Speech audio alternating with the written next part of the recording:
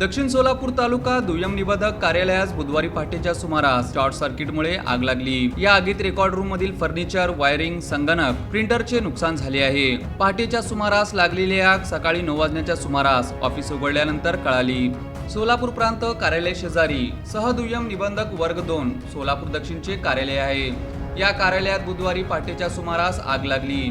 या आगीत रेकॉर्ड रूमला आग लागली। आगीमुळे धुराचे लोळ परिसरात पसरले होते।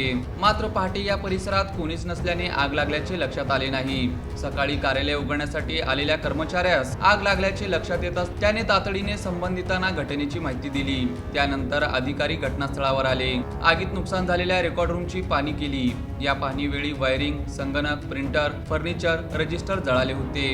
या घटनेची माहिती मिळताच परिसरात बघ्यांची मोठी गर्दी झाली होती। कार्यालय स्वच्छ करून दुपारनंतर नियमित कामकाजास सुरुवात झाली।